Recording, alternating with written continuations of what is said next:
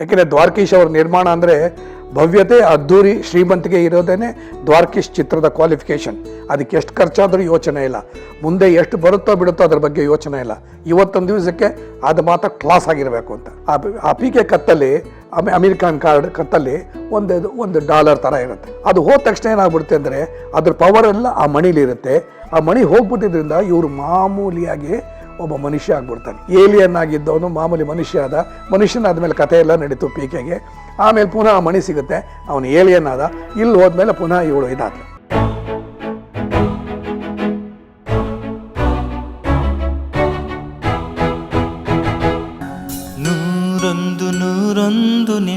ಈ ಗುರು ಶಿಷ್ಯರು ನಾನು ಸೆಟ್ಗಳು, ಭವ್ಯತೆ ಅದ್ರ ಬಗ್ಗೆ ಹೇಳ್ತಾ ಇದ್ದಾಗ ಇನ್ನೊಂದು ಸೆಟ್ಟಿನ ವಿಷಯ ಹೇಳೋಕ್ಕೆ ಇಷ್ಟಪಡ್ತೀನಿ. ಚಿತ್ರದ ಪ್ರಾರಂಭ ಆಗೋದೇನೆ ಎಲ್ಲಿ ಅಂತ ಹೇಳಿದ್ರೆ ಕೈಲಾಸದಲ್ಲಿ ಶಿವನ ಒಡ್ಡೋಲಗ ಅದು ಶಿವ, ಪಾರ್ವತಿ, ಅವನ ಗಣಗಳು, ಆಮೇಲೆ ವಾದ್ಯ ವೃಂದ, ಅದನ್ನೆಲ್ಲ ಇಟ್ಕೊಂಡು ಒಂದು ಹಾಡು, 2 ಹಾಡು ತೆಗೆದಿದ್ದೀವಿ ಅಲ್ಲಿ. ಅದಕ್ಕೆ ರಂಗಸಜ್ಜಿಗೆ, ಅದಕ್ಕೆ ಫುಲ್ ಸೆಟ್ಟು. ಅದು ಕೈಲಾಸ ಆದ್ದರಿಂದ ನೀವು ಕೈಲಾಸದಲ್ಲಿ ಅದು ನೀವು ನೋಡ್ಬೋದು. ಹಳೆಯ ಹಿಂದಿನ ಕಾಲದಲ್ಲಿ ಕೈಲಾಸದಲ್ಲೆಲ್ಲ ಬರೀ ಕ್ಲೌಡ್ಗಳಿರುತ್ತೆ. ಕ್ಲೌಡ್ಗಳನ್ನ ಹಿಂದೆ ಮಾಡ್ತಾರೆ, ಬ್ಯಾಕ್ ಪ್ರೊಜೆಕ್ಷನ್ ಥರ ಇರುತ್ತೆ. ಇಲ್ಲ ಅಂದರೆ ಒಂದು ಡಬಲ್ ಪ್ರಿಂಟ್ ಥರ ಮಾಡಿಬಿಡ್ತೀವಿ. ಆಮೇಲೆ ಬರೀ ಕ್ಲೌಡ್ ಬೇರೆ ಒಂದು ಶಾಟ್ ಹಾಕೋದು ಆ ಥರ ಇರುತ್ತೆ. ನಾವು ಅದರಲ್ಲಿ ಏನು ಮಾಡೋದು ಅಂತ ಹೇಳಿದ್ರೆ ಕೈಲಾಸದ ಸೆಟ್ಟು ಫುಲ್ ಫ್ಲೋರ್ ಸೆಟ್ಟು. ಯಾಕೆಂದರೆ ದ್ವಾರಕೀಶ್ ಅವ್ರ ನಿರ್ಮಾಣ ಅಂದರೆ ಭವ್ಯತೆ, ಅದ್ಧೂರಿ, ಶ್ರೀಮಂತಿಕೆ ಇರೋದೇ ದ್ವಾರಕೀಶ್ ಚಿತ್ರದ ಕ್ವಾಲಿಫಿಕೇಷನ್. ಅದಕ್ಕೆ ಎಷ್ಟು ಖರ್ಚಾದರೂ ಯೋಚನೆ ಇಲ್ಲ, ಮುಂದೆ ಎಷ್ಟು ಬರುತ್ತೋ ಬಿಡುತ್ತೋ ಅದ್ರ ಬಗ್ಗೆ ಯೋಚನೆ ಇಲ್ಲ. ಇವತ್ತೊಂದು ದಿವಸಕ್ಕೆ ಅದು ಮಾತ್ರ ಕ್ಲಾಸ್ ಆಗಿರಬೇಕು ಅಂತ. ಸೊ ಆ ಥರದ್ರಲ್ಲಿ ಕೈಲಾಸನ ಸೆಟ್ ಹಾಕಿದೆ. ಇಷ್ಟಿದೆ, ಇದೆಲ್ಲ ಹೇಳಿದೆ ನಾನು. ಒಡ್ಡೋಲ್ಗ ಇದೆ, ಅದೆಲ್ಲ ಇದೆ ಅಂತ ಭಾಳ ಚೆನ್ನಾಗಿದೆ ಇದು. ಇದರಲ್ಲಿ ಶಿವನ ಪಾತ್ರನ ಶ್ರೀನಿವಾಸ ಮೂರ್ತಿ ಅವರು ಮಾಡಿದ್ರು. ಆಮೇಲೆ ಪಾರ್ವತಿ ಪಾತ್ರನ ಹೇಮಾ ಚೌಧರಿ ಮಾಡಿದ್ರು. ಸೊ ಯಾಕೆಂದರೆ ಶ್ರೀನಿವಾಸ ಮೂರ್ತಿ ಆಮೇಲೆ ಹೇಮಾ ಚೌಧರಿ ಅವರೆಲ್ಲ ಎಷ್ಟು ಮಟ್ಟಿಗೆ ಡ್ಯಾನ್ಸ್ ಬರುತ್ತೋ ಅಷ್ಟು ಮಾತ್ರ ಇಟ್ಕೊಳ್ಳೋ ಹೊರತು ಈ ನಟರಾಜನ್ ಥರ ಈ ಥರ ತಾಂಡವ ನೃತ್ಯ ಥರ ಅದೆಲ್ಲ ಭಾಳ ಕಷ್ಟ ಇರೋದು. ಸೊ ಅದಕ್ಕೋಸ್ಕರ ಏನು ಮಾಡೋದು ಅಂತ ಹೇಳಿದ್ರೆ ಕೆಲವೆಲ್ಲ ಕ್ಲೋಸ್ ಶಾಪಲ್ಲಿ ತೆಗೆದುಬಿಟ್ಟಿದ್ದೆ. ಮಿಕ್ಕಿದ್ದದು ಫುಲ್ಲು ಇದಿರ್ತ ಲಾಂಗ್ ಶಾಟ್ ತೆಗಿಯುತ್ತಲ್ಲ, ಲಾಂಗ್ ಶಾಟ್ ಎಲ್ಲನೂ ಕೈಲಾಸದಲ್ಲಿ ಈಗ ಇದು ಗಿಣಗಳು ಆ ವಾದ್ಯವೃಂದ ಎಲ್ಲ ಇರೋದು. ಲಾಂಗ್ ಶಾಟ್ಗಳಲ್ಲಿ ಈ ಶಿವನೋ ಪಾರ್ವತಿನೂ ಇಬ್ಬರು ಡ್ಯಾನ್ಸ್ ಮಾಡೋದು. ಇದಕ್ಕೆ ಡೂಪ್ಲಿಕೇಟ್ ಹಾಕ್ಕೊಂಡು ಶ್ರೀನಿವಾಸ ಮೂರ್ತಿ, ಹೇಮಾ ಚೌಧರಿ ಥರ ಇದು ಹಾಕ್ಬಿಟ್ಟು ಅದನ್ನು ತೆಗೆದು ಈಗ ಮಧ್ಯೆ ಕ್ಲೋಸ್ ಶಾಟಲ್ಲಿ ಇವ್ರುಗಳು ಮಾಡೋದು, ಇವ್ರ ಹಾವಭಾವ. ಆಮೇಲೆ ಅದು ಆ ಥರದಲ್ಲಿ ಒಂದು 2 ಹಾಡು ತೆಗೆದಿದ್ದೀವಿ. ತುಂಬ ಚೆನ್ನಾಗಿದೆ, ತುಂಬ ಅದ್ಧೂರಿಯಾಗಿತ್ತು. ಆಮೇಲೆ ಇಷ್ಟರ ಮಧ್ಯದಲ್ಲಿ ಅವತ್ತೊಂದು ದಿವಸ ಇದು ತರಬೇಕಾಯಿತು, ಐಸು, ಲಿಕ್ವಿಡ್ ಆಕ್ಸಿಜನ್ನು ಏನೋ ಅದಕ್ಕೇನೋ ಹೇಳ್ತಾರೆ, ಮರ್ತುಬಿಟ್ಟೆ ನಾನು. ಅದು ತುಂಬ ದಿವಸ ಆಗೋಯ್ತಲ್ಲ, ಡೈರೆಕ್ಷನ್ನು ಕೂಡ ಮಾಡಿ ತುಂಬ ದಿವಸ ಆಗ್ಬಿಟ್ಟಿದೆ. ಆ ಥರದಲ್ಲಿ ಇದರಲ್ಲಿ ಈ ಥರದ್ದು ಸಿಲಿಂಡ್ರ್ ತಂದು ಅದಕ್ಕೆ ಅದನ್ನು ಐ ಥಿಂಕ್ ಬಿಸಿನೀರಲ್ಲ, ಡ್ರೈ ಐಸ್ ಅಂತ, ಆ ಡ್ರೈ ಐಸನ್ನು ತಂದು ಬಿಸಿ ನೀರಿಗೆ ಆ ಡ್ರೈ ಐಸ್ ಹಾಕಿದ್ರೆ ಸ್ಮೋಕ್ ಬರುತ್ತೆ. ಎಲ್ಲೆಲ್ಲಿ ಬೇಕೋ ನಮಗೆ ದೊಡ್ಡ ಬಾಂಡ್ಲೆಯಲ್ಲಿ ಬಿಸಿನೀರು ಕಾಯಿಸ್ಬಿಟ್ಟು ಅದನ್ನು ಬಿಸಿನೀರು ಹುಯ್ಯೋಕ್ಕೇ ಒಂದು 5-6 ಜನ ಇಟ್ಕೊಂಡ್ಬಿಟ್ಟಿದ್ದು. ಯಾಕೆಂದರೆ ಅಲ್ಲಿಂದ ಕಾಯಿಸಿ ಇಲ್ಲಿ ತರೋ ಹೊತ್ತಿಗೆ ಆರೋಗ್ಬಿಡುತ್ತೆ. ಸೊ ಬಿಸಿ ನೀರನ್ನ ತಂದು ಅದು ಒಂದು ಪಾತ್ರೆಗಳೆಲ್ಲ ಹಾಕಿ, ಆಮೇಲೆ ಐಸ್, ಅದು ಡ್ರೈ ಐಸ್ ಇಷ್ಟಿರುತ್ತೆ, ಅದನ್ನೆಲ್ಲ ಪುಡಿ ಮಾಡಿಬಿಟ್ಟು ಆ ಐಸನ್ನೆಲ್ಲ ಹಾಕಿದ್ರೆ ಏನಾಗುತ್ತೆ ಅಂದರೆ ಥಿಕ್ಕಾಗಿ ಸ್ಮೋಕ್ ಬರುತ್ತೆ. ನಿಮಗೇನಾಗುತ್ತೆ ಅಂದರೆ ಅಲ್ಲಿ ಈ ಕೈಲಾಸ ಇದರಲ್ಲಿರುತ್ತೆ, ಸ್ಮೋಕಲ್ಲಿರುತ್ತೆ. ಆ ಥರದ್ದೆಲ್ಲನೂ ಅದು ಒಂದು 5-6 ದಿವಸ ಮಾಡಿದ್ವು. ಅಷ್ಟು ಚೆನ್ನಾಗಿತ್ತು. ಇವಾಗ ಕೈಲಾಸ ಏನೋ ಮೋಡದಲ್ಲಿ ತೇಲ್ದಂಗೆ ಇರ್ತಿತ್ತು ಆ ಪಿಕ್ಚರಲ್ಲಿ. ಅದನ್ನು ತುಂಬ ಅದ್ಧೂರಿಯಾಗಿ ಇತ್ತು. ಚೆನ್ನಾಗಿ ಖರ್ಚು ಮಾಡಿದ್ರು ದ್ವಾರಕೀಶ್ ಅವರು, ತುಂಬ ಚೆನ್ನಾಗಿತ್ತು. ನನಗೊಂದು ಆತ್ಮತೃಪ್ತಿ ಸಿಗ್ತಾ ಅದರಲ್ಲಿ.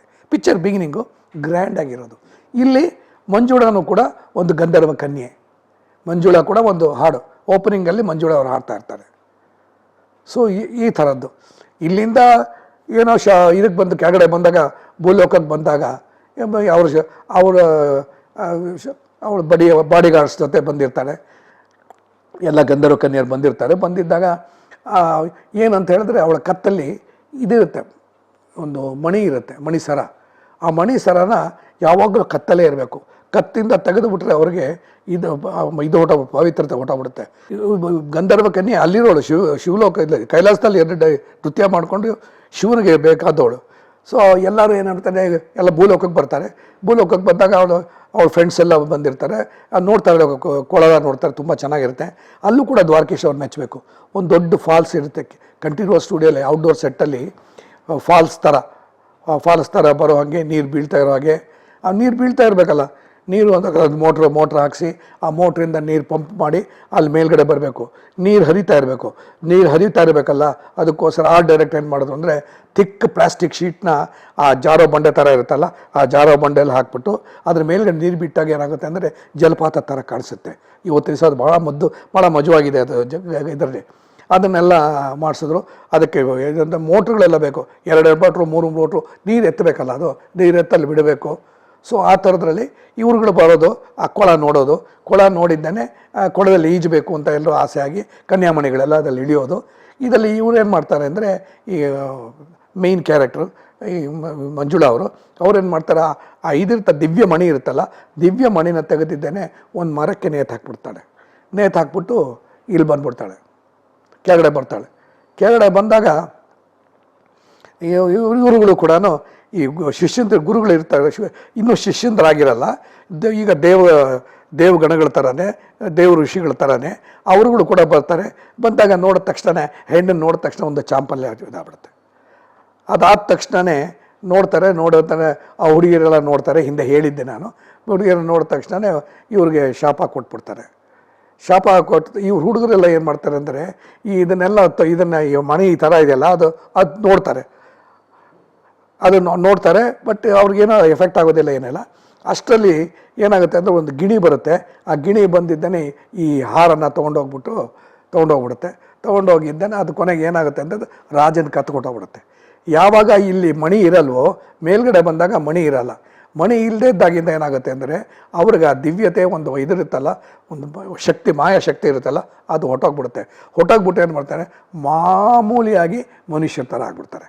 ಅಂದರೆ ಒಂದು ಪವರ್ಫುಲ್ ಕ್ಯಾರೆಕ್ಟರ್ ಆಗಿದ್ದು, ಒಂದು ದೇವತೆಗೆ ಮಹತ್ವ ಇರುವಂಥದ್ದು ಕ್ಯಾರೆಕ್ಟ್ರು ಇವತ್ತಿನ ದಿವಸಕ್ಕೆ, ಅದು ಮಣಿ ಹೋದ ತಕ್ಷಣವೇ ಇವತ್ತಿನ ದಿವಸಕ್ಕೆ ಮಾಮೂಲಿಯಾಗಿ ಆಗ್ಬಿಡ್ತಾರೆ. ಇದೇ ದೃಶ್ಯನ ಇವತ್ತಿನ ದಿವಸಕ್ಕೆ ಸ್ವಲ್ಪ ಹಿಂದೆ ಹೋಯ್ತು ಅಂತ ಹೇಳಿದ್ರೆ, ಅಮೀರ್ ಖಾನ್ ಅವರು ಒಂದು ಏಲಿಯನ್ನಾಗಿ ಬರ್ತಾರೆ.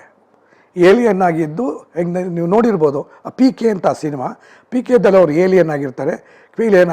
ಅದನ್ನು ಬರ್ತಾರೆ. ಯಾವಾಗಲೂ ಕೂಡ ಅವರು PK ಕತ್ತಲ್ಲಿ, ಅಮೀರ್ ಖಾನ್ ಕತ್ತಲ್ಲಿ ಒಂದು ಡಾಲರ್ ಥರ ಇರುತ್ತೆ, ಒಂದು ಮಣಿ ಥರ. ಅದೇನಾಗುತ್ತೆ ಅಂದರೆ, ಅವರು ಇಲ್ಲಿ ಬಂದಾಗ ಏಲಿಯನ್ನಾಗಿ ಇಲ್ಲಿ ಬರ್ತಾರಲ್ಲ, ಅದು ಕಳ್ಸೋಗುತ್ತೆ, ಅದು ಹೊಟ್ಟೋಗ್ಬಿಡುತ್ತೆ. ಅದು ಹೋದ ತಕ್ಷಣ ಏನಾಗ್ಬಿಡುತ್ತೆ ಅಂದರೆ, ಅದ್ರ ಪವರೆಲ್ಲ ಆ ಮಣಿಲಿರುತ್ತೆ. ಆ ಮಣಿ ಹೋಗ್ಬಿಟ್ಟಿದ್ರಿಂದ ಇವರು ಮಾಮೂಲಿಯಾಗಿ ಒಬ್ಬ ಮನುಷ್ಯ ಆಗ್ಬಿಡ್ತಾನೆ. ನಮ್ಮ ಚಿತ್ರದಲ್ಲೂ ಅಷ್ಟೇ, ಅಲ್ಲಿ ಮಣಿ ಹೋಗಿತ್ತು, ಅದು ಸರ ಹೋಗಿತ್ತು, ಮಾಮೂಲಿ ಮನುಷ್ಯನಾದ್ಲು. ಇಲ್ಲಿ ಒಂದು ಮಣಿ ಹೋಯಿತು, ಏಲಿಯನ್ ಆಗಿದ್ದವನು ಮಾಮೂಲಿ ಮನುಷ್ಯನಾದ್ಮೇಲೆ ಕಥೆ ಎಲ್ಲ ನಡೀತು PKಗೆ. ಆಮೇಲೆ ಪುನಃ ಮಣಿ ಸಿಗುತ್ತೆ, ಅವನು ಏಲಿಯನ್ ಆದ. ಇಲ್ಲಿ ಹೋದ್ಮೇಲೆ ಪುನಃ ಇವಳು ಇದಾದ್ಲು, ಮಾಮೂಲಿಯಾಗಿ ಒಂದು ಋಷಿಕನ್ಯಾ ಋಷಿಕನ್ಯಾ ಅಲ್ಲ, ದೇವಕನ್ಯಾಗಿ ಬಂದಿದ್ದಲ್ಲ, ದೇವಕನ್ಯಾ ಆಗುತ್ತೆ. ನಂತರ ನಾಯಕನಾದ ವಿಷ್ಣುವರ್ಧನ್ ಜೊತೆ ಮದುವೆ ಮಾಡ್ಕೊಂಡಿದ್ದೇನೆ, ಅವಳು ಕೂಡ ಪಿಕ್ಚರ್ ಎಂಡ್ ಆಗುತ್ತೆ. ಇಷ್ಟರ ಮಧ್ಯದಲ್ಲಿ ಏನಂದರೆ, ಗುರು ಶಿಷ್ಯರಲ್ಲೇ ಇದ್ದರೂ ಕೂಡ ಇದರಲ್ಲಿ ಇನ್ನೊಬ್ಬ ಮಿಂಚವನು ಯಾವನು ಅಂತ ಹೇಳಿದ್ರೆ, ನಮ್ಮ ನಾಯಕ ವಿಷ್ಣುವರ್ಧನ, ಆಮೇಲೆ ಮಂಜುಳ, ಆಮೇಲೆ ಜಯಮಾಲಿನಿ. ರಾಜನರ್ತಿಗಿದ್ದೊಂದು ಪಾತ್ರ ಇದೆ, ಅದು ತುಂಬ ಚೆನ್ನಾಗಿದೆ ರಾಜಪಾತ್ರಕ್ಕೆ ಪಾತ್ರ. ಅದರಲ್ಲಿ ಜೊತೆಗೆ ವಿಷ್ಣುವರ್ಧನ್ ಅವರು, ಇವನು ರಾಜವರ್ಧನ ಅಂತ, ಇವನ ಕಥೆನೇ ತುಂಬ ಚೆನ್ನಾಗಿ ಹೋಗ್ತಾ ಇರುತ್ತೆ. ಅದ್ರ ಜೊತೆಗೆ ಈ ಗುರು ಶಿಷ್ಯರೆಲ್ಲ ಮಿಕ್ಸ್ ಆಗಿ ಬರ್ತಾ ಇರುತ್ತೆ. ಅವನು ಯಾವಾಗಲೂ ಕೂಡ ಇದು ಮದ್ಯ ವ್ಯಸನಿಯವನು. ಒಂದೇನಂತ ಹೇಳಿದ್ರೆ ಭಾಳ ಚೆನ್ನಾಗಿದೆ ಅದು ಪಾತ್ರ. ರಾಜ ಇದ್ದಾನಲ್ಲ, ಅವನು ರಾಜ ಅವನು ಯಾರು ಕೇಳ್ತಾರೆ ಯಾರು ಬಿಡ್ತಾರೆ, ಅವನು ಮದ್ಯ ವ್ಯಸನಿ ಅವನು. ಆಮೇಲೆ ರಾಜನರ್ತಕಿ ಇದ್ದಾಳೆ.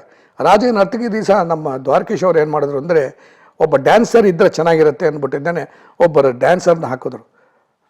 ಇವಳು ಜಯಮಾಲಿನಿ, ಅವರು ಒಳ್ಳೆಯ ಪರ್ಸ್ನಾಲಿಟಿ, ಒಳ್ಳೆಯ ಹೈಟು, ರಾಜನರ್ತಕಿ. ಆಮೇಲೆ ಕ್ಲಾಸಿಕಲ್ ಡ್ಯಾನ್ಸರ್ ಗೊತ್ತಿರೋರವರು.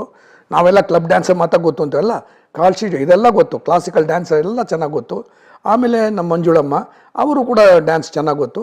ಬಟ್ ಈಗ ನಾನು ಪರ್ಟಿಕ್ಯುಲರಾಗಿ ಈ ಸಿಚುವೇಶನ್ ಹೇಳೋಕ್ಕೆ ಇಷ್ಟಪಡ್ತೀನಿ. ಏನಂತ ಹೇಳಿದ್ರೆ, ಅಲ್ಲಿ ಹೇಳಿರ್ತಾರೆ, ಮಾರನೇ ದಿವಸ ನೋಡಪ್ಪ, ನಾಳೆ ದಿವಸ ಇದು ನಾಳೆ ಶಿವಪೂಜೆ ಮಾಡಬೇಕು, ಶಿವರಾತ್ರಿ ಶಿವಪೂಜೆ ಮಾಡಬೇಕು ಅಂತ ರಾಗ ಹೇಳ್ತಾನೆ.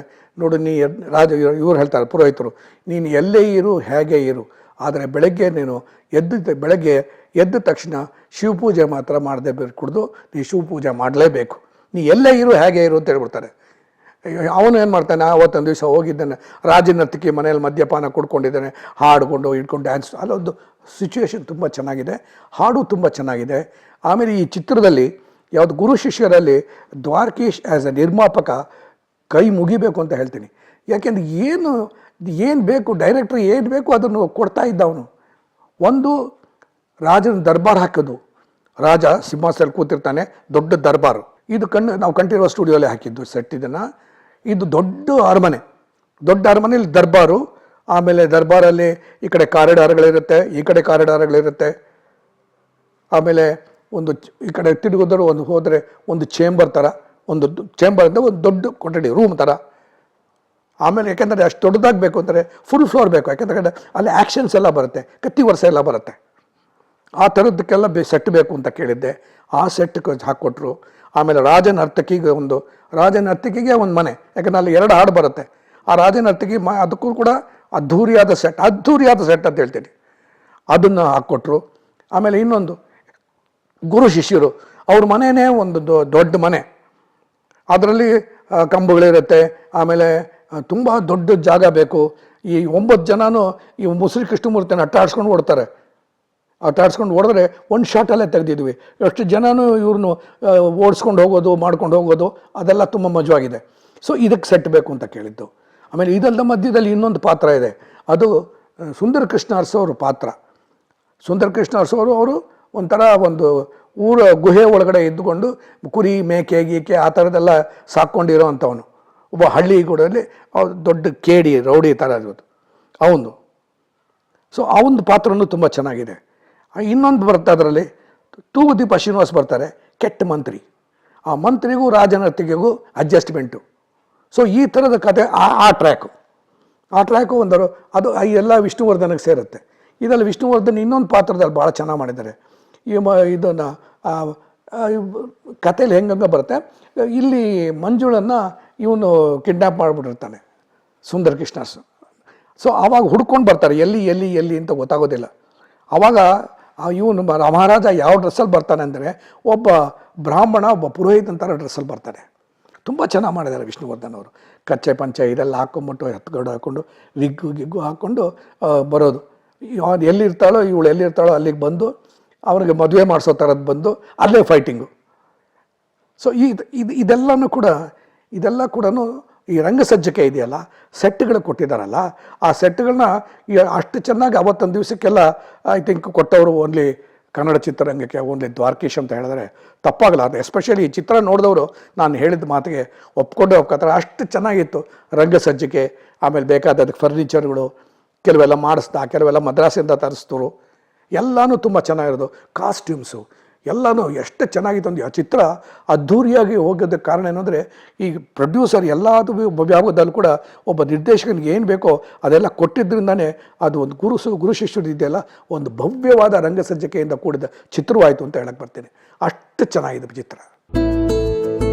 ಈ ಪಾತ್ರದ ಇವತ್ತಿಂದ ನೋಡಲ್ಲ, ಈ ಪಾತ್ರ ನಾಳೆ ಸಿನಿಮಾದಲ್ಲಿ ಏನು ಬೆಳವಣಿಗೆ ಕೊಡುತ್ತೆ, ಹೇಗೆ ಇಂಪ್ರೂವ್ ಮಾಡುತ್ತೆ ಅನ್ನೋದನ್ನು ಯೋಚನೆ ಮಾಡಿ ನಾಳೆ ಚೆನ್ನಾಗಿರುತ್ತೆ ಇದರ ಭವಿಷ್ಯ, ಈ ಪಾತ್ರದ್ದು ಇದರ ಕೇಂದ್ರೀಕೃತವಾದ ಬಿಂದು ಆಗುತ್ತೆ ಇದು ಅಂತ ಯೋಚನೆ ಮಾಡಿ ಈ ಪಾತ್ರ ಒಪ್ಕೋತಾರೆ.